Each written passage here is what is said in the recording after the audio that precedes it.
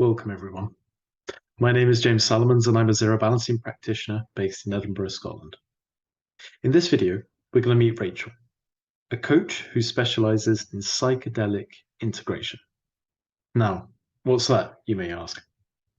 You see, there's a growing body of scientific evidence that consumption of psychedelics, and in particular in a therapeutic setting, can bring about all sorts of benefits, including improvements in psychological well-being, happiness and life satisfaction, feelings of relatedness and pro-social attitudes, increase in empathy, even bringing about spiritual insights and a renewed purpose in life. That's quite a lot just there. But more importantly, is that these studies show that psychedelics provide a potential paradigm shift in treatment of mental health issues, including depression, anxiety, and addictions. Now, whether you have personal experience or not is probably no surprise that these psychedelic experiences are often very intense. And that's where this idea of integration comes in. Psychedelic integration is about being able to make the most of the key experiences and insights from the psychedelic experience, and then integrate them into your daily life. So in this context, taking psychedelics is not just about having a trip. In fact, it's something completely different.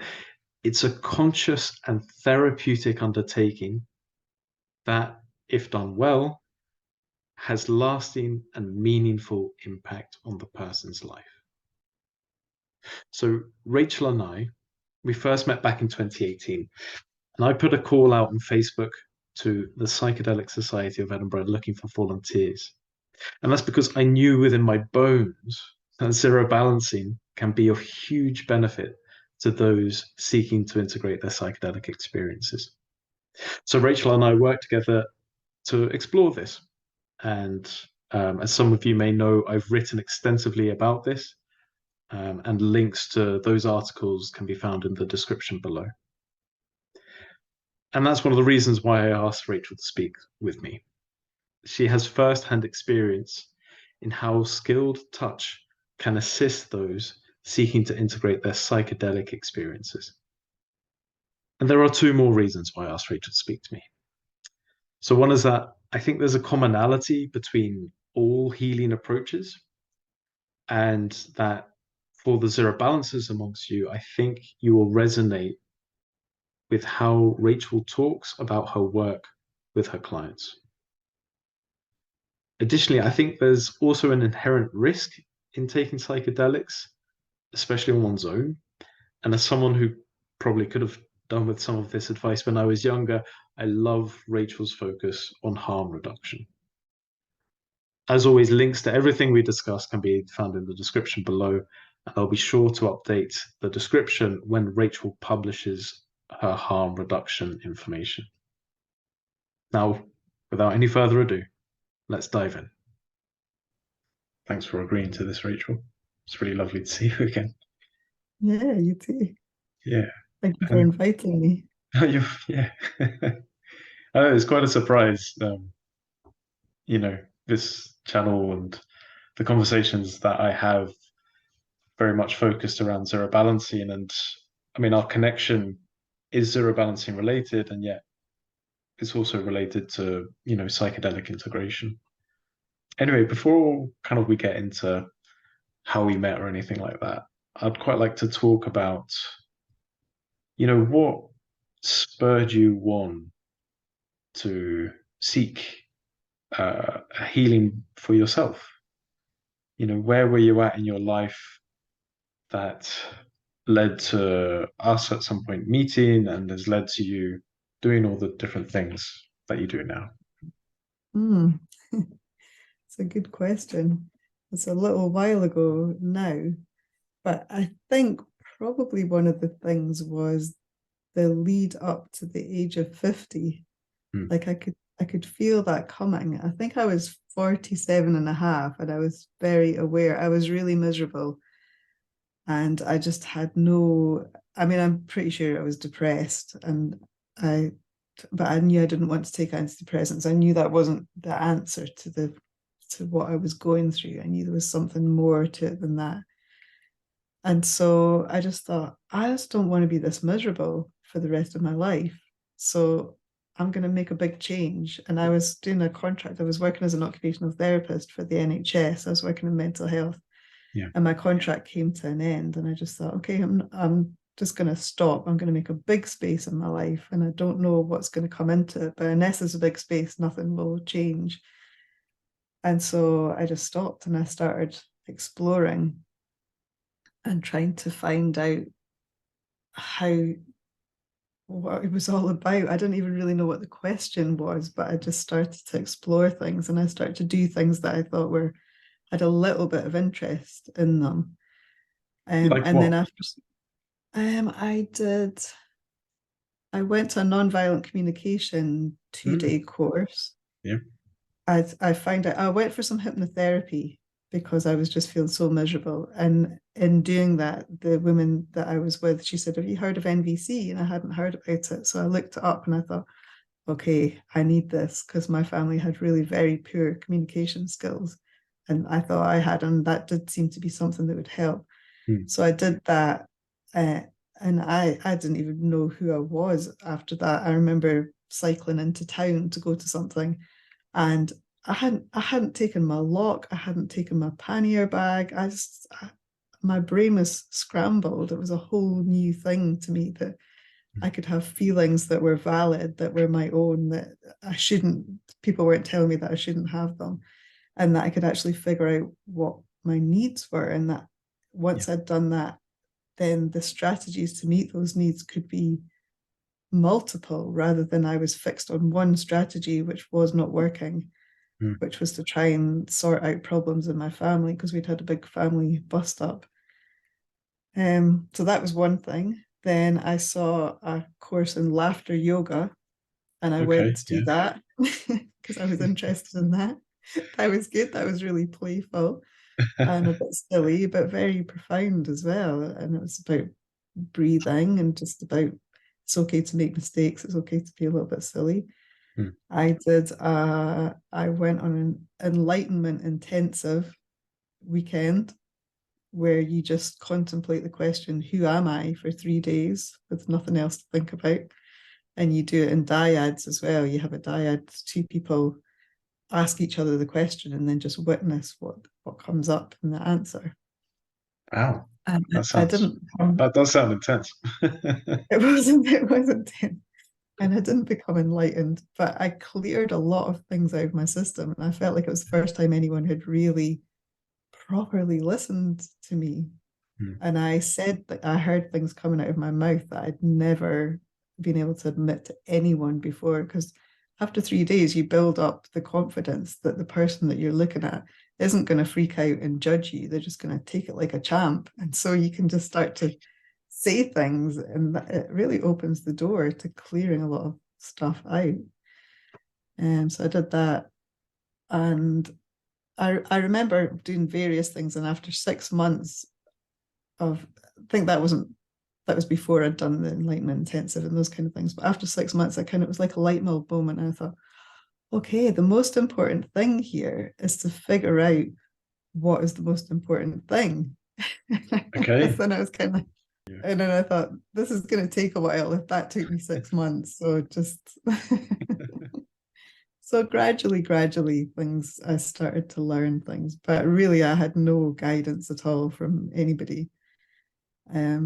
And so I did start to feel better, and I continued with NVC, and I joined a group. So we would like practice once a month. And so that was very therapeutic, and it was a really safe space to be very, very honest and explore authenticity, I suppose.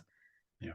And so I did start to feel a lot better, but I still felt there was something in me that I just could not reach. I couldn't get to. It just felt like this kind of blackness. And then I used to watch a lot of stuff on YouTube. I'd watch Eckhart Tolle, I'd watch Teal Swan, I'd watched, Muji, all sorts of different spiritual teachers. And I was watching something one day and they talked about ayahuasca. And I realized now that I had heard about it before, but it had just gone right over my head. It was completely off my radar. But when I heard about it that time, it just really hit home, and I thought, I need this. This is really calling me. It felt like it was gonna reach places in me that I just couldn't do by myself. Yeah. And Yes. so I did hunt around and tried to find places in the UK, because obviously it's not legal in the UK, but I thought, well, it's probably happening. I couldn't find anywhere. So I So, took myself off to Peru by myself. just to be clear, ayahuasca is a psychedelic brew that's made traditionally in the Amazon. Yeah.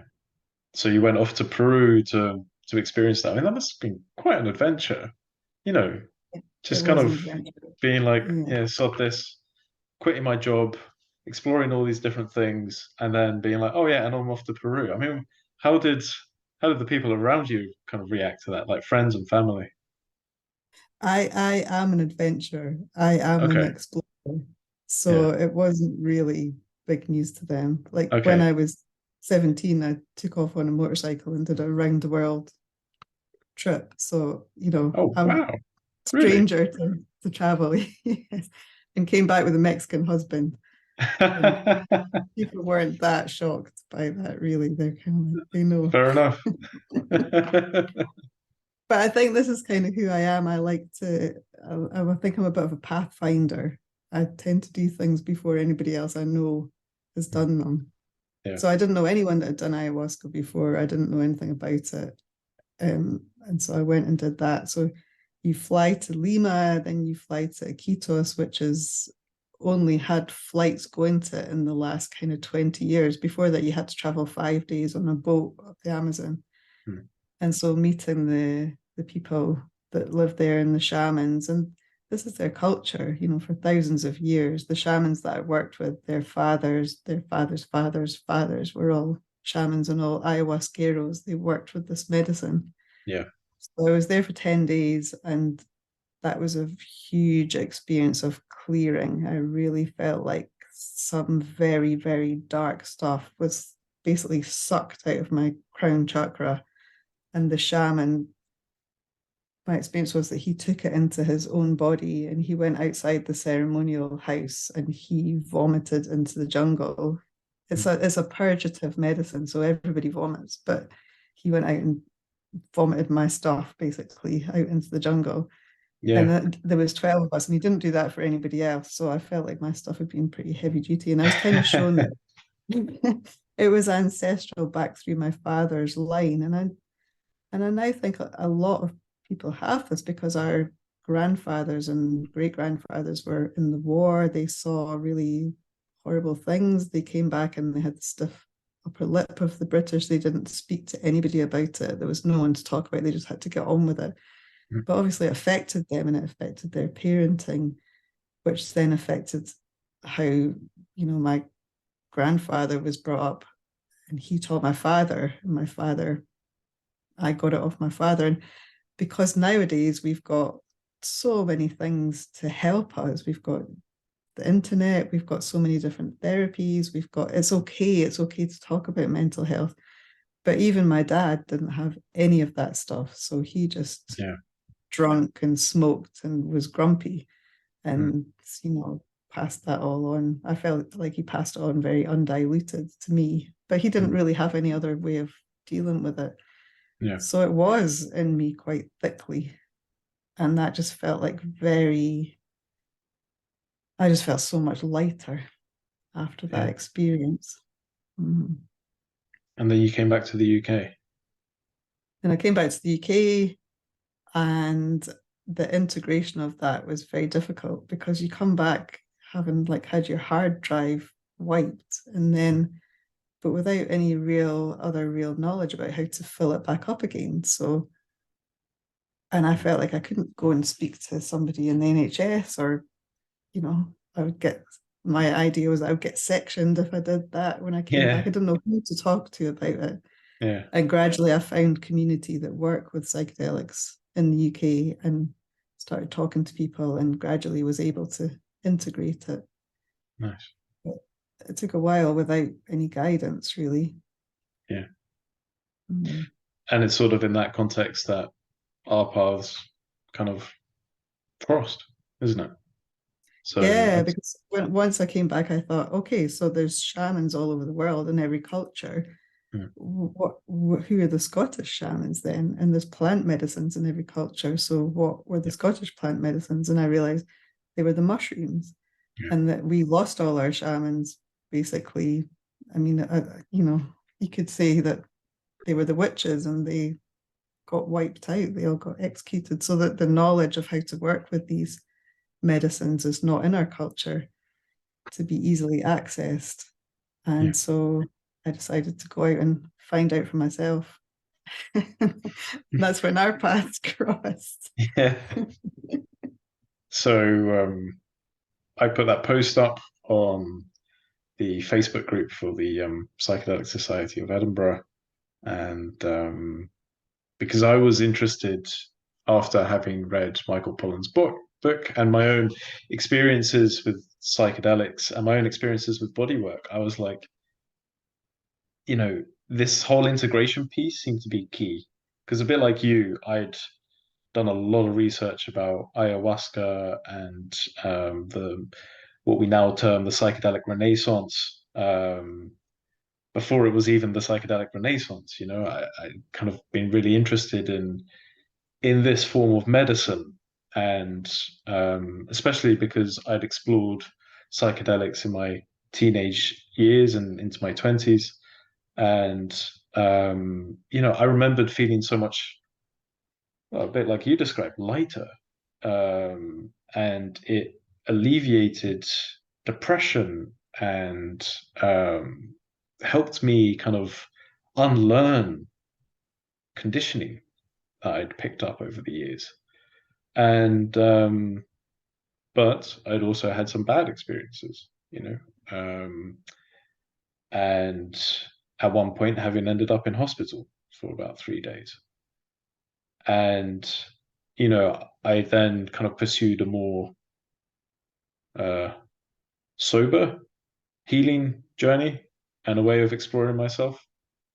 Michael Pollan has this book, How to Change Your Mind, and it's all about the psychedelic renaissance and all the scientific research that's taking place now in many, many centers across the world. Seems to be a bit like a gold rush situation, both academically but also kind of commercially, people trying to figure out how to make money from all of this because there's so much potential. Anyway, we can touch on that a bit later. But I knew somehow in my bones, if you will, that what I have learned to do, which is zero balancing, could really, really help people not experience, integrate their psychedelic experiences. So I had a really strong hunch, and I put this post up on the Facebook group, and you were the first person to get in touch.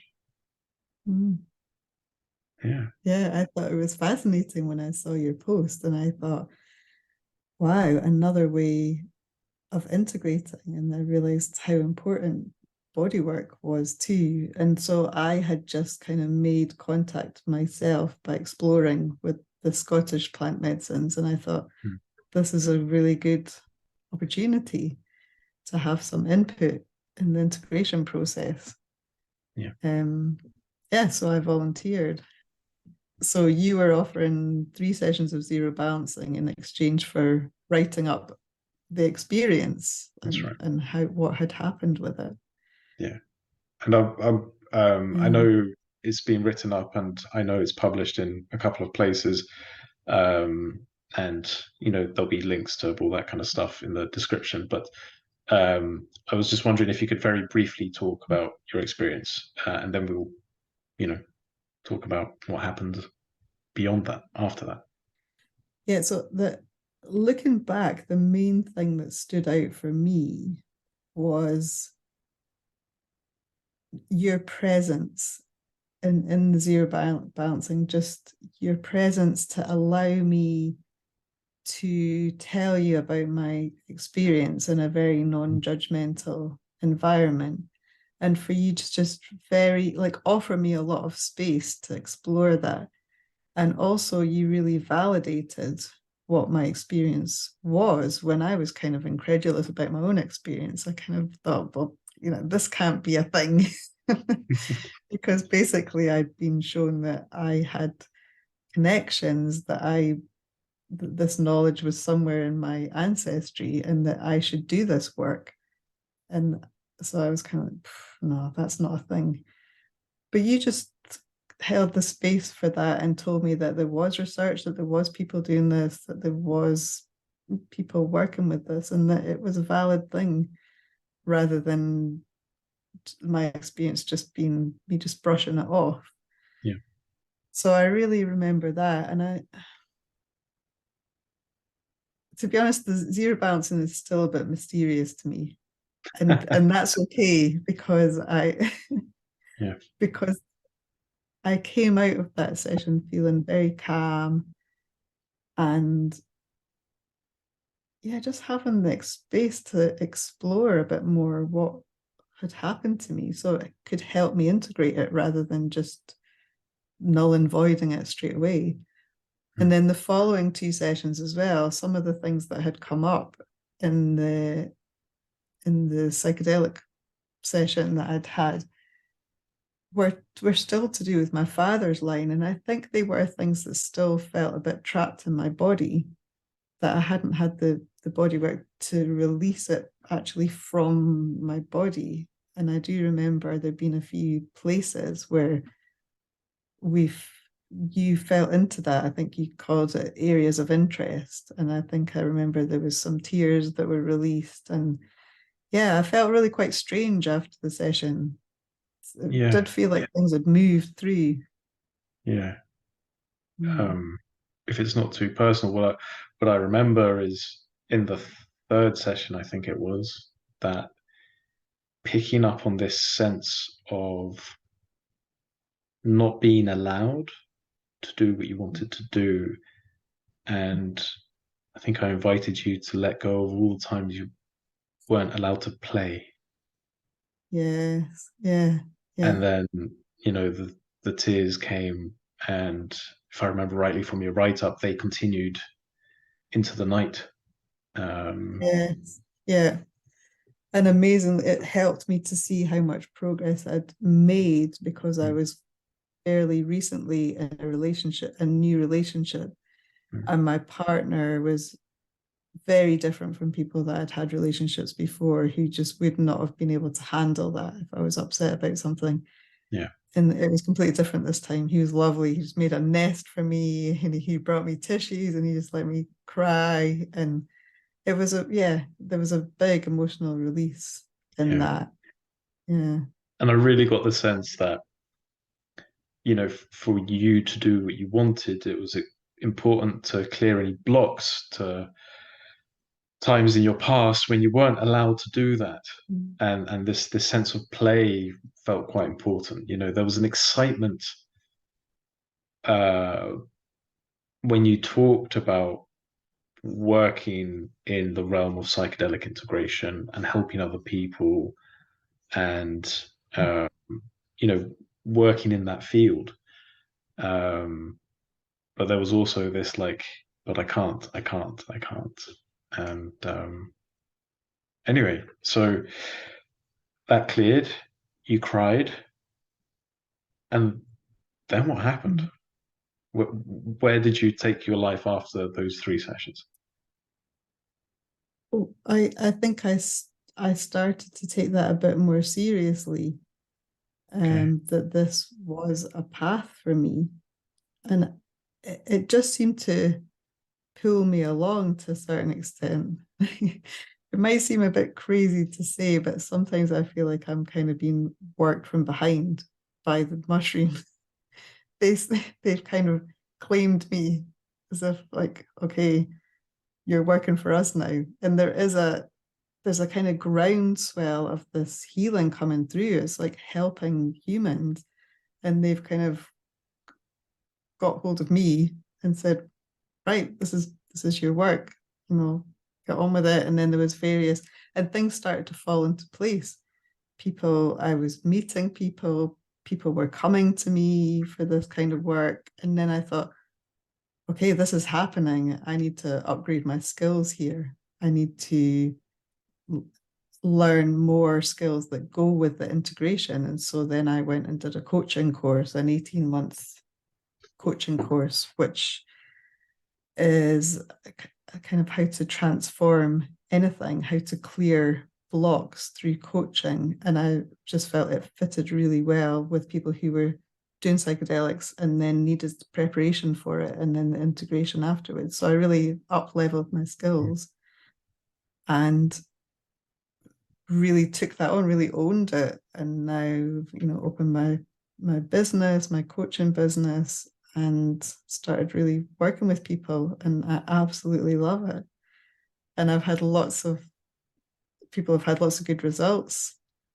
Yeah. And it's growing. And more recently, I started a group in Edinburgh, a monthly group for psychedelic integration, where people can come together, because I think one-to-one works really good, but it's coming into community and making connections that is really creating this mycelial network, just like the mushrooms do under the ground.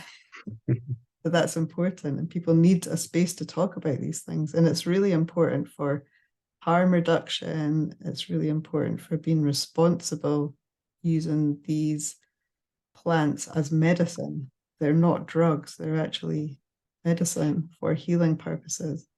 Yeah, because, you know, in this country, they're all illegal, as far as I'm aware, anyway. And, you know, so a lot of people do it in isolation. They do it on their own. So, you know, you mentioned harm reduction. I really like that idea when it comes to psychedelics, because usually that term is used when it comes to, well, in particular, heroin use, and looking at, you know, stopping dirty needles and all that kind of stuff. But I wondered if you could maybe talk a little bit about harm reduction and psychedelics and how proper preparation, if you will, can reduce harm. So in harm reduction, they talk about this kind of golden triangle of setting, and substance. And so set is about your mindset. And so the mindset that you go into it is really important for the result that you're going to get. So things like I'm really interested in nervous system regulation at the moment and polyvagal theory. Yep. And so if you go into something and your system is very regulated, you're in this window of tolerance where you can be open and curious and calm. And that's a really good state to come into psychedelics, because you'll be shown a lot of things and then you can be really curious about them. But if you come into it and your mindset is already anxious and worried and you're not feeling very stable or regulated, it can give you a really difficult experience, because you're not really curious. You're afraid, you're in fear. And if you go into your fight or flight response and you're using psychedelics, that can be really not a nice place to be at all. So your mindset in the first place, and then having an intention, I think coming into it with an intention, so you know what you're exploring, it makes it into more of you can make it into more of a kind of ceremonial space where there's a beginning and there's an end, and that's like a guiding light. It's like you have a lighthouse. So if you get a bit lost in the fog, you know what your intention was. So you can start to kind of say, like, ask questions like, teach me about something you want to know about, or show me about something, like show me where this pattern that I seem to be in is coming from, or show me where it's holding back, or teach me about love is one that I usually find is a very good coverall for people, because at the end of everything it always seems to be love. That seems to be the answer.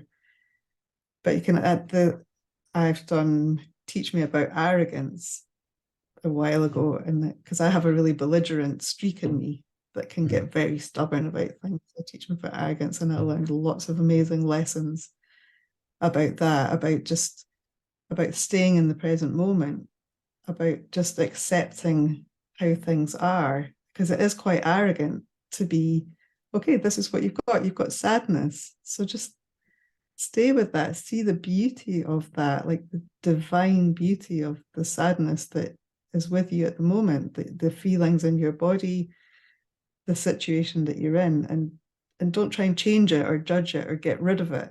Like that's kind of the height of arrogance to do that. This is a beautiful thing you've been given. And also when you're in the presence of another person, just to really be with the divine beauty of what they're going through without trying to cheer them up or change them or give them advice. Or so that was a really amazing learning from that one. So mindset's one thing, setting is another thing that's so important. If you don't have you want to be in a setting where it's comfortable, it's warm, it's cozy, it's safe. You know that you don't have to maybe answer the door, or you're not going to go outside and be trying to interact with people. You're not going to be near traffic. You're not going to be near water. You're not, you're in a safe environment that you can relax into. Because if there's anything in your environment that makes you feel anxious or not able to feel safe, you won't be able to relax into it, and you won't be able to surrender and get the full benefit of the experience. And so, yeah, I'm planning to write a book, a kind of pamphlet book at the moment. So I've been interviewing various people, and they've been telling me all their different stories about set and setting. So I've got lots of examples of how not to do it and how to do it as well. Because if you set yourself up with all of these things, you're likely to have a very healing experience. You're likely to have get a lot of insight. And so substance as well is knowing something about that, how to prepare it, how to know what dose to take. And I mean, you can't do it in this country, but you can you can hop over to Amsterdam or the Netherlands, you can go to Portugal, you can go to South America, there's lots of places. But just knowing education about this kind of thing. I mean, and in this country, there's so much growing in the ground, and people are so interested in it that people are just going to start experimenting. So the more information that people have, so that they can make their own decisions and do it in a safe way. So setting being very important. Who you're with as well. You want to be, if you're by yourself, you want to have maybe an emergency contact person, or you want to have somebody who's available, or somebody else who's in the house. But the person in the house, you want to have someone who, like I say, is it someone who's in the complainers queue, or are they in the appreciation queue? Are they?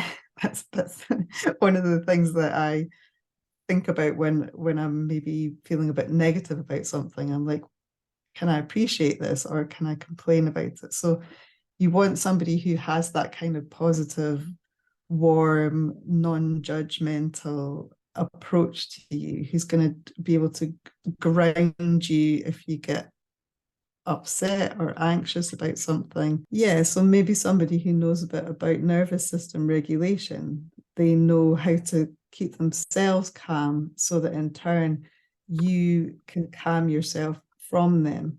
So somebody who can talk to you in a nice, slow, lilting voice, who can just hold space for you and keep the whole thing, who can sort out any situations that might arise or answer the door, or you want to be with somebody who's like that, and not somebody who's quite anxious and likely to get upset if you get upset, and the whole thing kind of spirals into an unregulated nervous system state. So yeah, choosing who to be with, or choosing somebody who's going to look after you well. Yeah. So all these kind of things are like harm reduction, just creating a good experience where you can get the most out of it. Yeah, really going in some ways, knowing what you want, knowing why you're there, and doing so in a nurturing space, and a nurturing space physically, but also um, energetically. So with the presence of the person or people that are with you, making sure that you have a sense of safety, a sense of support, and really a great deal of trust to be able to let whatever happen happen, Yeah. and to be able to People, guide you and help you and comfort you if that's what you need, or whatever it is that, I mean, a psychedelic experience, how long are we talking here for people who don't know? hmm. So it generally lasts somewhere between 5 and 7 hours. So that's like at least half a day, if not almost a full Yeah. working, you know what I mean? Yeah. So it could be a And nine to also five you thing. you really want to have the next day and even the day after that free as well, because the following day you can feel quite touchy, quite not exactly fragile, but you feel quite tender, and you just want to have a nice calm environment around you. You don't really want to be watching the news or going on social media. Maybe you want to have a bath, you want to do some writing and allow space for more insights to come up, because they keep coming. You keep having connections, you keep having it's like allowing the dust to kind of settle. It's a bit like shavasana after a yoga session. That's when you get all the benefit, is in the quiet time afterwards. You're going to be able to go out in nature and have a walk, or talk to people who are willing to listen, so that you can kind of work through some of things that came up, some of the ideas, and just be like my friend says, you want to have stupid simple care. Like you just want to have nice, simple, healthy food, juices. You want to be able to rehydrate yourself again, because it's a bit of a dehydrating experience. It can be. So that's another thing to be careful of, is rehydrating yourself afterwards, so you don't get a headache. Yeah. And it So can, part of although you harm maybe, reduction is like an aftercare, that, yes, really yeah. making sure that you look after yourself and that you have that space to really fully Mm. integrate everything that's taken place. Mm-hmm. And having a voice recorder on your phone or a journal, because a lot of stuff I find I can never write quick enough, and lots of different things come in from different angles. So a voice Mm. recorder, you can kind of just blah it all out into, and then later on listen to that and write it down and think back through it again. Because the integration part of it is really important. You can have all these insights, but if you don't ground them into your daily life and think, okay, these are things I want to focus on, these are changes that I want to make, these are patterns that I have, that I've recognized, that I want to rewire. I don't want to be doing things the same way anymore. There's Mm. changes to be made. So can I ask then about some of the changes that your clients have experienced? Are there any stories that you could share? Mm. Yeah. The way that I work with people is, I usually do 4 sessions before they have a psychedelic experience, and then 3 afterwards. So in the 4 before, what we do is the first session we really work on a desire. Like, what is it that they really want in their life? Like they truly want, and dig into that a bit more. Like, why do you want it? Why is this important to you? How would your life change if you had this? What's the meaning in this? And we kind of come up with a 2 sentence desire, which really distills down what they really want. And it usually contains some kind of feeling words in it as well, like how they want to feel in their life. And often for most people, it's about being their authentic selves and being able to do that in connection with other people. So knowing who I truly am and what my values are, and living by that, and doing that with other people. And then we do a kind of 5 senses reality process, where we really imagine that, like, what would you be able to see, what would you be able to taste, what would you feel or touch, what can you smell, what's in your environment, who are you talking to, what are you saying, what's happening. and really bring it alive. And then we do a body scan and see, is there anywhere you can feel in your body that's not in alignment with that, that in your unconscious and subconscious that doesn't want that, that has some problems with that. And so that then we start like clearing parts that come up that are not in alignment with that, because you can think, okay, I want to sing on stage in front of 2,000 people. That's what I want to do. But there can be some part of you deep down that goes, no, that sounds terrifying and really dangerous. And we're definitely not doing that. And just works to sabotage any attempts that you make to do that. So it's a kind of internal family systems as part of the coaching that I do. So we meet these parts with love and compassion and curiosity and find out what is it, what's their purpose, what are their fears, because they're usually working really, really hard to keep you safe and they're protecting you from something, but often they're working on very old programming that was from when you were a child, when something happened and it wasn't safe to be yourself. You had to fit in, because otherwise you were going to die, you were going to be pushed out of the family. That's what your kind of primal brain thinks. It's just wired on life or death. It doesn't matter. It doesn't care about anything else. So getting to bring these parts up to consciousness so that they can be listened to, and then, renegotiate with them and see whether they can do that job in a different way, or they're willing to, they still want to be protectors, but they don't need to block you from where you're trying to go. They can work with you. So we just kind of bring up all the things that are blocking you and work with them. And so by the time people go and do a psychedelic experience, they've kind of met a lot of these things, and that neuroplasticity really allows them to rewire this old programming so that they can work on what they want to do. So often what the changes that people make afterwards are directly related to the desires that they had before. And so sometimes it can be, so somebody that I'm working with at the moment, they were brought up where education and having a career was really important, and their family was really into kind of technical subjects, like you need to be a doctor, or you need to be an engineer, or you need to be an IT person. But this person was always like really mischievous as a child and really creative and really musical. And so what they're doing now is their most terrifying thing, which is to go and play on stage in front of people. Mm. And having cleared out some of these blocks, and that their family didn't approve of that, but playing in front of their family as well, and their family being able to see the enthusiasm and the love that they have for this. And so that's some changes, like doing the things that really light them up, but with other people as well.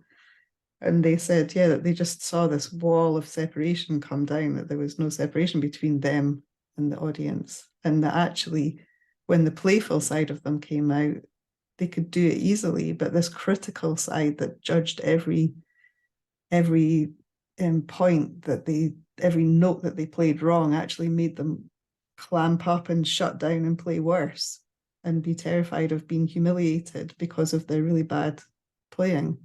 Yeah. So they got to kind of get over that hurdle. Yeah. Wow. And somebody else who really wants to work, who again is working in a job that they don't like and really wants to work in the kind of healing field, a bit like what I'm doing.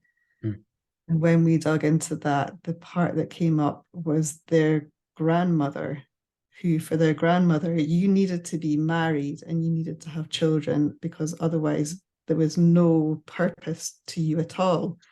And so that conditioning kept coming through, and her family saying, and her just being really disapproved of in what she was doing. But once she got in touch with that part and kind of negotiated with the grandmother that she felt inside her, and said, like, if you were me now and you had the chances that I had now, like, what would you want to do? And then felt that part really change from holding her back and keeping her safe because it wasn't safe to be an unmarried woman with your own career, that her grandmother actually would have loved that, and then was able to go, okay, you go for it. I'm right with you now. I'm not holding you back now. I'm right with you. Yeah. And it's just freed her up. She said it's Mm, completely different at work now. She does calls where she feels really free, and she's changed her job, and she's actually planning to leave that job altogether. She started training in the path that she wants to take. So nice, yeah, nice. people That's making. amazing. Mhm. And I'm really struck actually that you went from being depressed and working in occupational health, and now you're facilitating people and setting them up to have transformative experiences. I, how does that feel to you? Like Yeah, I mean what's your experience of doing this work? it's amazing. I absolutely love it, and I just feel like I'm a facilitator. Everybody has the knowledge inside themselves, and they really need very little encouragement. They it's like helping people to discover their own knowledge and wisdom. And often people say to me, "Oh my God, like the only person holding me back here is me." And I can do something about that now. I know how to change. I know what to do about that. Like no one's holding me back anymore. Yeah, Yeah. Yeah. that's amazing. It must be Mhm. so, you know, heartwarming and um, yeah, It's wonderful. yeah. And I think you have the same experiences as well, like watching the last interview with one of your clients and hearing the changes that had happened in her life. Yeah, for sure. Mm. And Mhm. um, in fact, I was smiling quite not that long ago in this interview simply because everything you were mentioning, I thought that's like zero balancing. That's exactly Yeah, the same as how we do it. yeah, Everything what yeah. you were saying about setting substance. Okay, the substance in zero balancing is touch, and it's applied by a skilled practitioner. Mm. But everything else that you said is like knowing what you want, um, having that sense of safety, and what you talked about, nervous system regulation. And you don't want somebody who's gonna start crying because you're crying. You want somebody who will hold that space for you. And you know really, there are just so many universal parallels in how healing takes place within the human being that Mhm. you know I think it's all in some ways the same. Healing is healing, and frankly, it doesn't matter what the catalyst is. Mhm. And ultimately, it's the person who's coming to you who is the catalyst. That they are the one who is seeking change. Mhm. That that is key, you Mm. know. And like you said, they're the only ones holding themselves back. They don't Yeah, and necessarily see the potential within themselves when they arrive, but we help facilitate them getting in touch with their own resources yes, and helping at times clear away traumas, clear away blockages, clear away um, whatever it might be, even like um, you know conditions, medical conditions or whatever. Um, stuff clears if you're going in a certain direction. I always kind of see it like imagine like something stuck in a spider's web. There's all these like threads attached to you, and like to go forward and to leave means leaving that behind. And that can be quite difficult because it's what we used to. It's in some ways sticky because we're quite attached to it and we really believe in it and all that kind of stuff. Mhm. Anyway, I'm kind of going off on one, but I just love this kind of work, Yeah. and I love hearing what other people do and how they apply it. And I love also seeing the links to these things. Because like you said, every healing experience needs a definite beginning and it needs a definite end. And all that kind of the build up to it and then the crescendo, if you will, and then the sort of like the tail off and the integration. I mean, all of that happens in every single zero balancing session. Mm. It doesn't happen to the same intensity usually as a psychedelic session, Mm. but the But sometimes I preparatory think, stage is important, and the integration is important. yeah, and I also think that yeah, that all of this can be done without psychedelics. They're not, the more I do Sure. this work, the more I think they're not necessary. But it's, yeah, they can be a kind of a turbo boost, like people say, oh, it's like 10 years of therapy in one session. But it's also a lot. It's a lot to integrate. And so I think things like zero balancing, you get it in a, you kind of get it in drips. You get it in a manageable, you get the next chunk in a manageable amount, and it doesn't kind of blow you apart. And I think that's why I'm so interested in the preparation and the integration of the psychedelics, because if you come in unprepared and you get blown wide open, and then you've got nobody to help you make any sense of it, it can actually do, it can be a very difficult thing, and it can be re-traumatizing, I think, on the worst cases. Whereas zero balancing is so gentle, it's powerful, but it just gives you what you need for the next step. Yeah, it is Mm. interesting. Sometimes, like, people go into some sort of process that's like pretty big, and many times unexpected. Um, but it can be contained, it can be worked with, it can be integrated and kind of brought back down to earth, if you know what I mean. Yeah, Um, and yeah, I think that's part of the skill of facilitation. And I would imagine it's a similar thing if one were ever to sit with somebody going through a psychedelic experience, to know how to work with what comes up should they need to. I was going to say intervene, but I don't think that's quite the right word. But should they need to assist the person yeah, to kind of um, make it less uncomfortable, perhaps, or less overwhelming?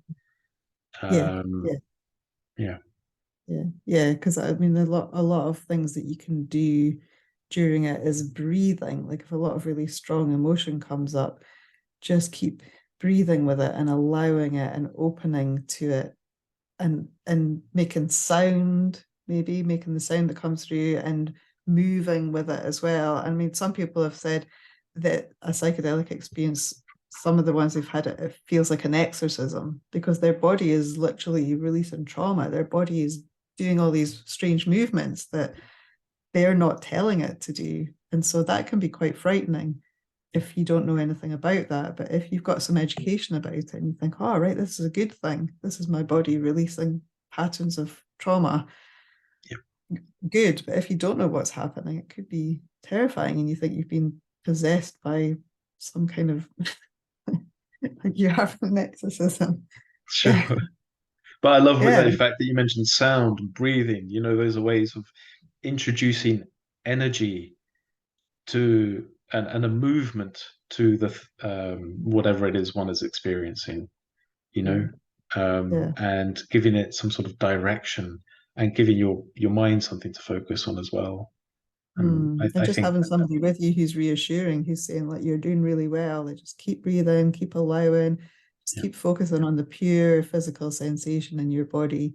Try yeah, and let go of the stories and the judgments and the thoughts, and just focus on the pure physical sensation. Just keep breathing, make sounds, move around. Yeah, it yeah. can all get quite wild, but if you've got someone with you that can say it's okay, this is normal, you're doing really Yeah, well. yeah, yeah, yeah. Maybe that laughter yoga was good preparation for you, like all that like crazy silliness and allowing that to Yeah, happen. yeah, yeah. Yeah. And also in one session, you can go through so many different emotions. You can Mm. go right down into the depths of darkness and pain and really feel that and experience. Even people have death experiences, and Yep.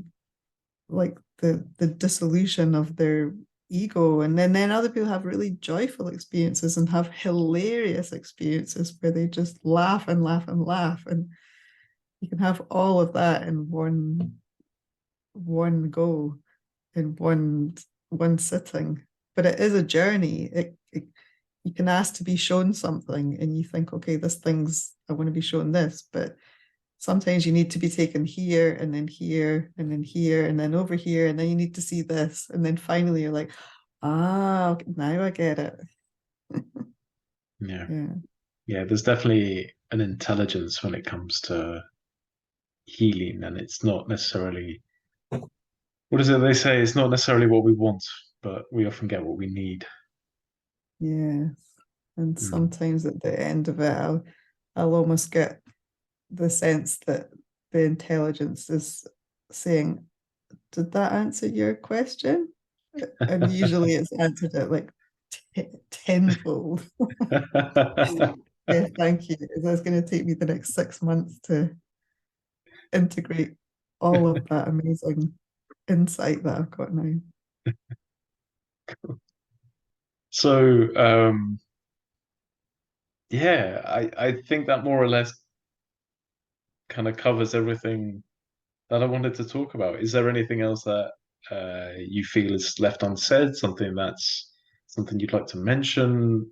Well, I think that our paths crossing just felt very important because body work, the coaching that I do is all about, it's not all about talking. There's a lot of body work in it, but I do it online with people. I don't touch people. I get them to feel what's in their own bodies and really allow and really be with whatever's coming up. If Mm, it's not to push it away, to really allow these emotions to flow through. And if tears come up or if anger comes up, to really stay with it. But I think what you do in the actual body work of working with the body in a physical way, like in a hands-on way, there's such a good marriage between these two things. I think people need both. And some people respond much better to being able to talk and express things, and other people don't. They just, the hands-on body work is what helps them to move through.